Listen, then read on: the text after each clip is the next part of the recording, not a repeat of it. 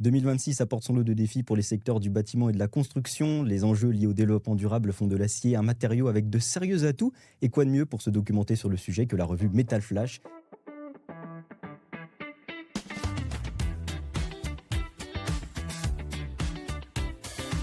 J'ai aujourd'hui l'occasion d'accueillir dans les locaux de PIC Média Yann Meyer. Bonjour Yann Meyer. Salut Argan, je suis content d'être là. Alors tu entames ta 26e saison en tant que rédacteur en chef de Metal Flash. Est-ce que l'envie est toujours présente? Oh ben attends, ça fait 26 ans que je suis chez PIC Média et donc Metal Flash, mais j'étais déjà auparavant dans la métallerie, donc ça va bientôt faire 30 ans que je suis dans le secteur. Et je dois dire que ouais, la passion est chevillée au corps. J'y crois dur comme fer encore, absolument, c'est tout à fait le cas. Et la question que tout le monde se pose pour cette année 2026, c'est quelles vont être tes grandes thématiques? Alors tu vois, c'est une des clés de ce secteur.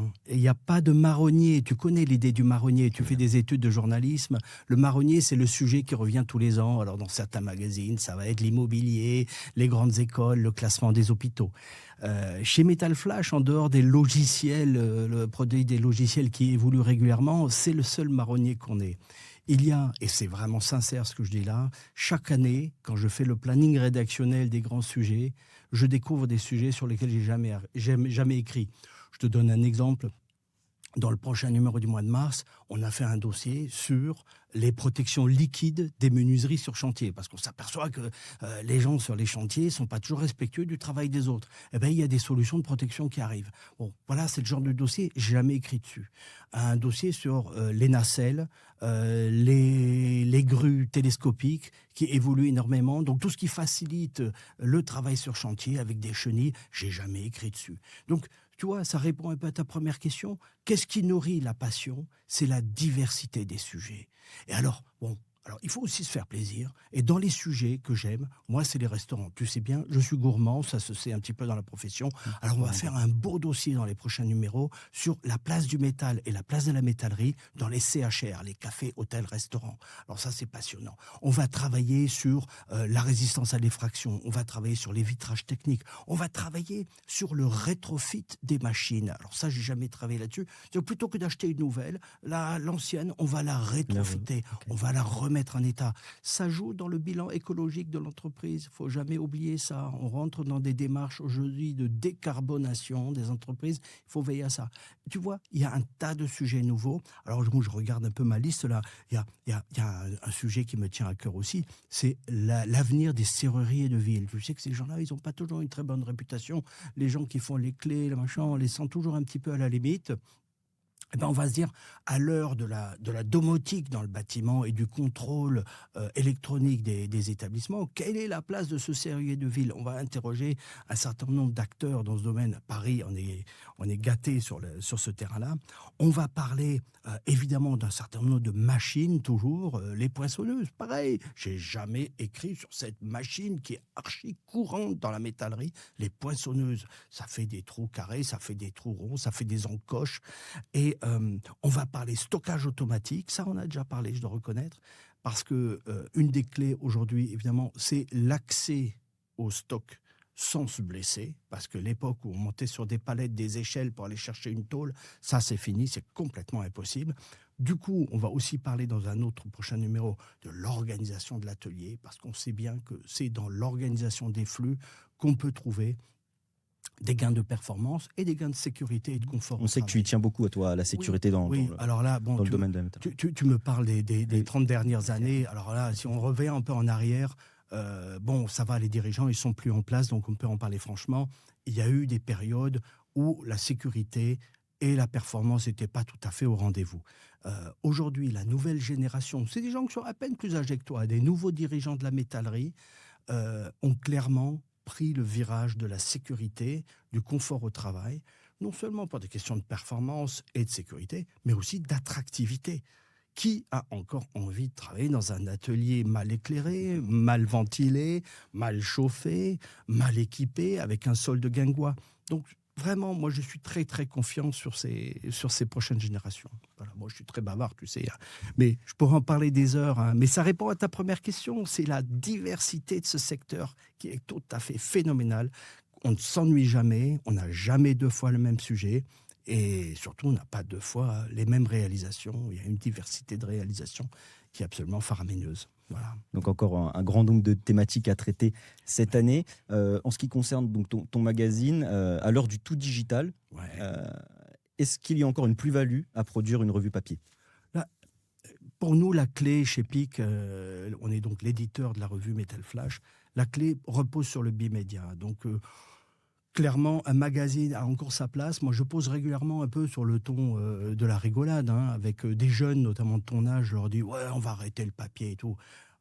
En général, la réaction, j'ai dit, pas question, pas question. Donc, des jeunes qui tiennent encore au papier, parce que le papier a sa place. Il y a quelque part un côté un peu sérieux dans le fait que ce soit imprimé. Donc, on a pleinement notre place. Puis, c'est pas la même cible, c'est pas le même discours.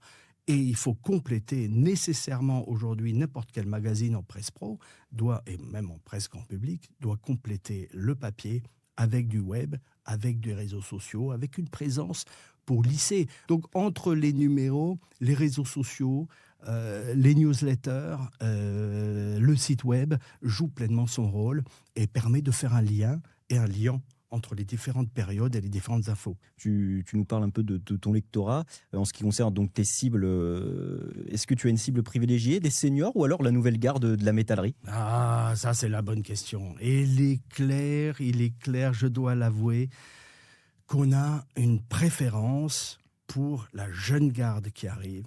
On a tendance, c'est peut-être une erreur, mais on a tendance à regarder de l'avant plutôt que vers l'arrière.